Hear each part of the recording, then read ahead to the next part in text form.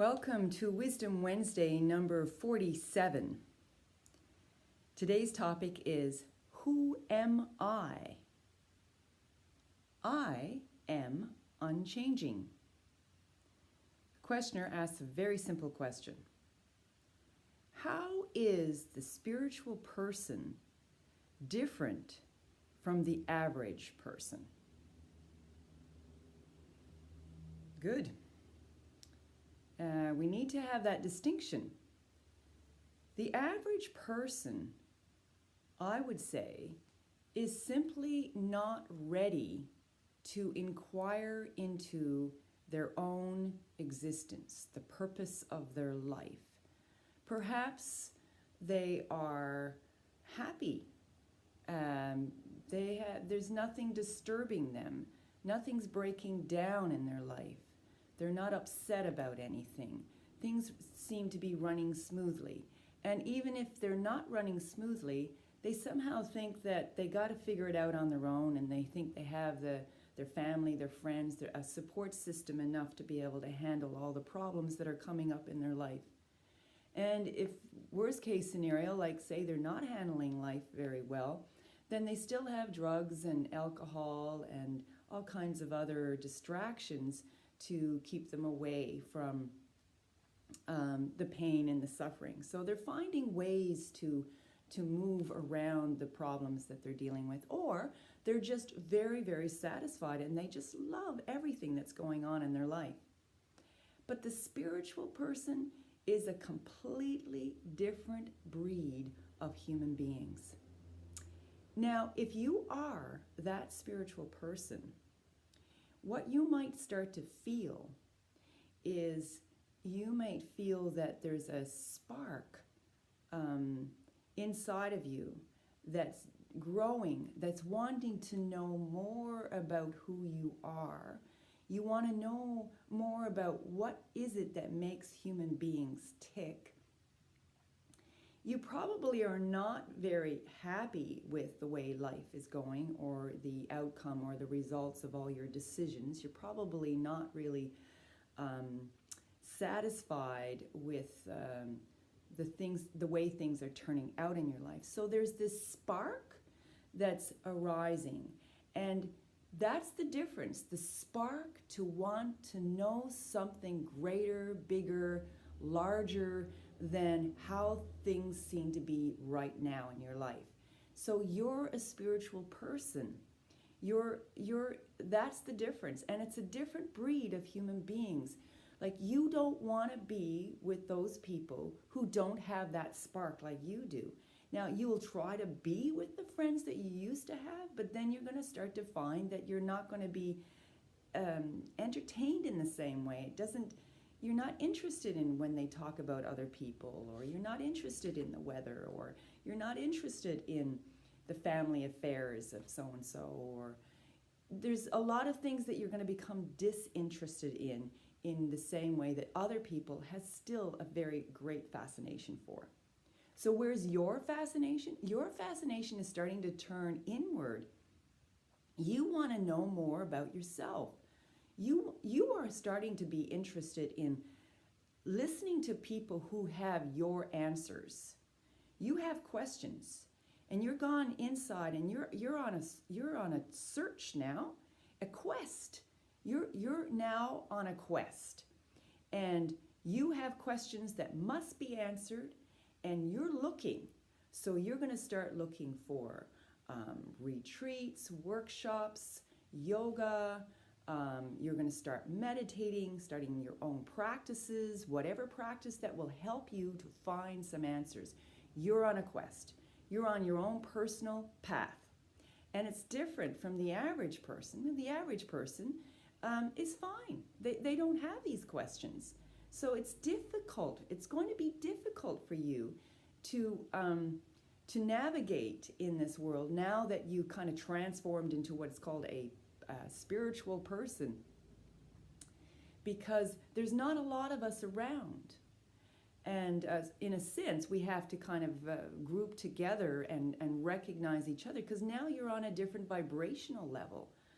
And so this is the way the law of attraction works. Once you reach a certain vibrational level, you're not going to be interested in any of those people that are not on that vibrational level. Everybody's attracted to those vibrational levels that they are vibrating on. So the deeper question that's going on here is, now you're on a search. You want to know something. You want to bring that, you want to release yourself of that suffering that's going on, those incomplete questions, those you want answers.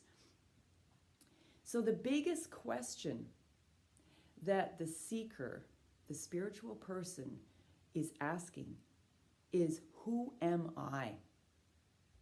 Who am I really? And am I what I think I am? Or am I what my ego tells me I am? And this is where we need to go. Are you what your ego tells you to be? Or are you something other than what the ego tells you to be? And the ego, what is the ego? The ego is kind of a structure. It's a system. It's kind of like a computer program. It has a particular structure that if you enter into the structure, you're going to get the results of whatever that structure is designed to give you. It's the same with a system. Like if you do a game board and you start at the start line, there's all these processes and places you have to go and challenges you have to meet. And if you go through the whole thing, you end up with a result. Maybe you'll get to the finish line. And when you get to the finish line, that's the end of that structure. And if you're still controlled by the ego, then you will go back and you'll start again and you'll do everything that the ego tells you to do to become more improved, better, more efficient, more effective. So if you are doing what the ego tells you to do, then you're going to be limited within the structure of the ego. But who are you? Are you something that can be controlled by the ego or manipulated by the ego?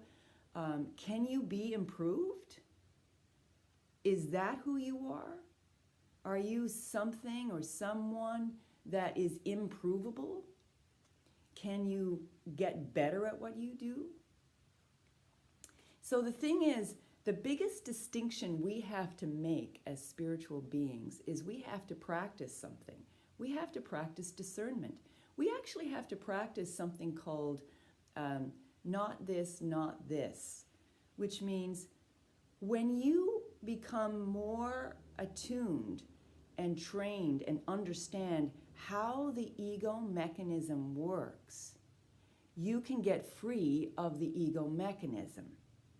Because most of us are tied into the ego. We are controlled by it because it gives us so many false promises that because we want to know who we are, the ego will say, I can do it for you. Trust me, follow me, and you will get the result. You will become a better, improved person. If you want enlightenment, I'll give you enlightenment. Follow my dictates. I'll get you there. I'm efficient. I'm proficient. I'm effective. I get you results. Follow and do everything I tell you to do, and you'll be the person you want to be. But that's the biggest question. You are not changeable. You cannot be improved. You cannot be affected, influenced. You cannot get better than. You cannot even get less than. You cannot be any different. Have you really changed? Look at yourself. Maybe your personality has changed. Maybe your behaviors have changed. Maybe the way you interact with somebody has changed. But have you changed? You have never changed. You have always been here. You've always been here. You always will be here. You always are here. There's nothing about you that can be changed, especially if you try going into the ego mechanism, which is limited. It has a structure and it has a limited result. But it's so powerful in deluding you that you will get the results of becoming something other than who you are right now. And the thing is, you're going to get so disillusioned because every effort is in vain. But it's an interesting thing. You still have to do the work. You still have to make efforts. But where is those efforts? The effort is in the discernment of what is the ego and who you are. Who you are is not what the ego is. That's the only discernment you have to make. And once you achieve, we say achieve, but once you get that discernment, that's when you're going to be liberated. And that liberation is nothing big to the whole world. It's not going to change anything really in your life. This is the most amazing thing about it. It doesn't change anything out there. The only thing it changes is now you don't feel like you have to be any different than the way you are, than who you are. It's not really the way you are, it's the who-ness of yourself. You do not, because you cannot be changed. And that's the distinction. And when you realize this, life becomes simple. You realize life is so simple because things are the way they are. You are the way you are. Remember, you cannot be changed. The big you, I'm not talking about your ego, body, mind, emotional you. That can change, yes, and you can do all kinds of therapy and workshops and all kinds of improvements can happen. But not to you, not to the big you, the underlying reality of who you are. That is unchangeable. But now your effort needs to go to the discernment of what you are not. So emphasize, understand, and study yourself. How does your ego operate? Follow your patterns and observe your patterns. Get to the point where you realize, I am not that. I am not that. I am not what my body is telling me. I'm not what my mind. I'm not my ego. I'm not my I. But the real me is not all of that. And that's the best way. It's through negation that we come to realize the truth of the who I am. And that's it. That's all you have to do is discern, discern, discern. The practice is discernment, discrimination, discern, discern, discern. What I am not, I am not, I am not. And then you end up with who you really are. And that's it for today. And great practice for this week, and I'll see you next Wednesday. Bye for now.